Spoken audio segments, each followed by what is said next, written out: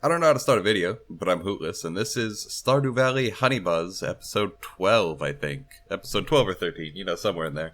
Today is the Egg Festival day, so I'll probably go to that, maybe? I'll try to avoid it if I can, but I'm pretty sure it just forces you into the event if you go into town during the event. So, I'll water my crops and look for forageables, but I don't think I'll be able to get into the mines today. I might actually, if I go up through the top of my map, I might be able to get into the mines. Okay, finally got all the crops watered. We have a lot of crops now, like over 130-ish, I think.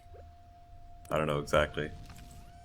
Can toss 2 copper. Oh, we have more actually. There we go. Leaves us with enough copper. Keep clicking on the wrong things. Let's make 4 tappers. Wood can go back in there. Watering can go back in there. Now we need to just find 4 maple trees. Let's see.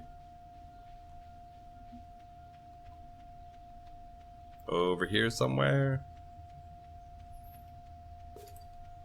It's 1, 2, 3, and 4 maple trees. Perfect.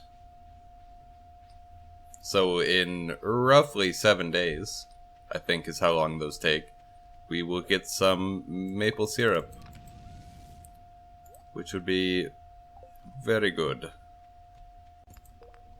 There's quite a lot of games that I want to play that are coming out, relatively soon, or have come out already.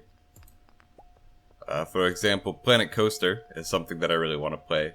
I used to like playing like the early Tycoon games, like Roller Coaster Tycoon, Zoo Tycoon, and Planet Coaster is like basically a spiritual successor to Roller Coaster Tycoon 3. So, I've really been wanting to play it. Don't have $45 to spend on it, unfortunately. It was on sale for like $40 on Steam in the autumn sale. But it's unfortunately still too high of a price tag, especially since I know I'd probably get in and then not really be able to actually get anything done. Like, I'm not particularly good at designing things aesthetically. And, I mean, I would probably try to do a few cool things, but they just end up looking really lame. Most likely. But I think it'd be really interesting to build, like, a vertical park where it's all, like, basically a tower that's just stacked up. I don't think the height limit is all that high, though, so maybe that wouldn't work all that well.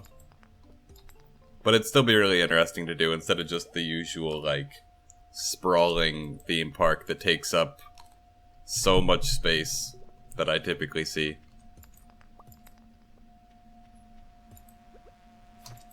Plus, in general, I just want to make, like, the queues for rides look nicer. The person that I watch play Planet Coaster right now just makes the worst queues. Just so bad of queues. There's also, of course, 2 other Roller Coaster Tycoon type games that came out. Around the same time as Planet Coaster. There's Planet Coaster itself, which is the best of the 3, usually. There's Parkitect, which is more similar to Roller Coaster Tycoon 1 and 2. So if you were more into Roller Coaster Tycoon 1 and 2, and not so much into 3, you'd probably want to go with Parkitect. If you were more into 3, you probably want to go with Planet Coaster. And at no point should you ever go with Roller Coaster Tycoon World. Because although that actually carried on the brand name of Roller Coaster Tycoon, it, it's not very great.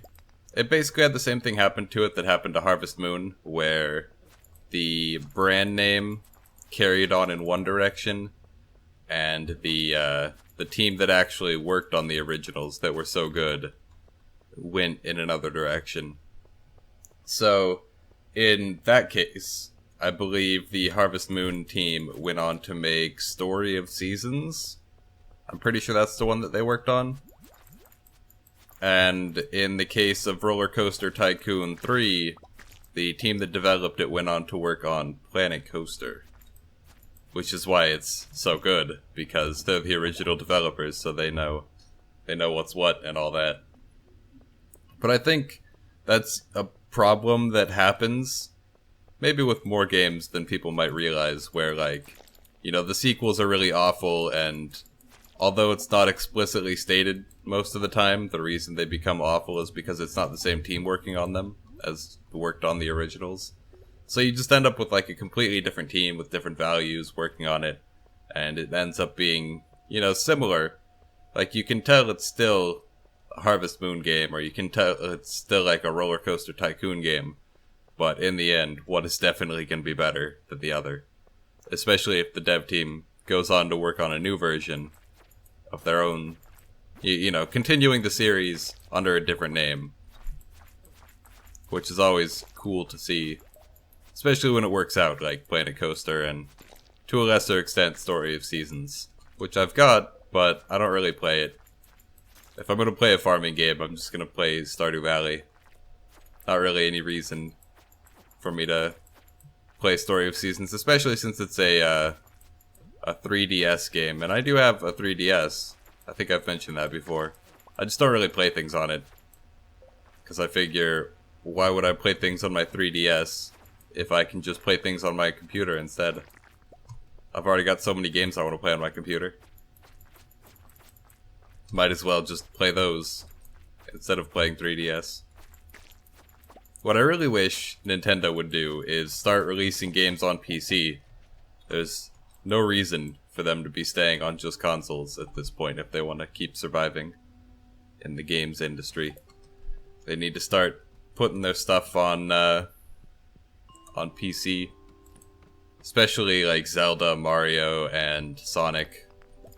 Which is, it's weird that Sonic is like a Nintendo franchise now, because they bought it from Sega. At least I'm pretty sure they bought it from Sega, or like some funky stuff there. I'm pretty sure Sonic is owned by Nintendo though. Metroid, that was the other one. Like, if they could just put all of the Zelda, Mario, and Metroid games on PC, and then maybe also all the Sonic games, that'd be pretty good.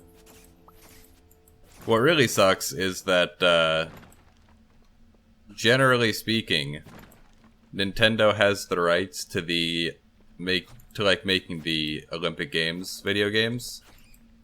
So, we have London 2012, which is awesome, and really fun to play if you have, you know, enough people, like 4 or 5 extra people, 6 total maybe, is good. But it's really fun to play, funner than you might think an Olympics game would be. But unfortunately, Sega lost the rights to distributing it, so it's not on Steam anymore. Like, you can't directly buy it on Steam, you have to buy it through a third-party key reseller, which is generally shady, and I would say don't generally use third-party key resellers, like G2A or whatever.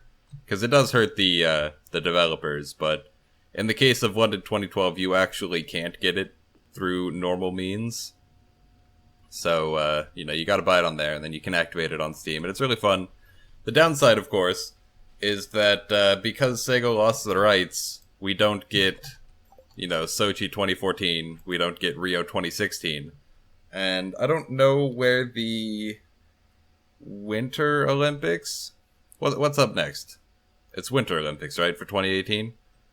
And then the next Summer Olympics are in 2020 in Tokyo. Is it Tokyo? I'm pretty sure it's Tokyo 2020. But Sega got the rights for that, and we'll actually get another official Olympics games that isn't Mario and Sonic, which is pretty awesome. Just gotta wait 4 years for it. Which is like no time at all. And I'm hoping, like, honestly, even if Sega just takes the code for London 2012, updates it for 2020, and then, you know, makes it look nice and all that, but it's basically just a reskin of London 2012, I would absolutely buy that. That would be so worth it. We're also, you know, unrelated to Olympics games, we're building up a lot of geodes here. That's pretty nice. So I'll wait around a little bit for this copper to finish, and then I'll probably call the video there. But yeah, Tokyo 2020. It might be something else, but I think it's Tokyo, as opposed to another city in Japan. Where is the 2018 Olympics? Is it Beijing again? I feel like it might be Beijing. Or, actually, I think it's in Korea. Yeah, it might be in Korea. But anyways, thank you guys so much for watching. And if you enjoyed this video, remember to leave a like, leave a comment. And if you aren't already subscribed, please consider it. It really helps out a whole bunch. And you get these videos straight to your inbox every day at noon Pacific Standard Time. But other than that, I'll see you guys all next time. Leave a like and a sub and a comment would be cool. And maybe you could check out more of my channel. Bye.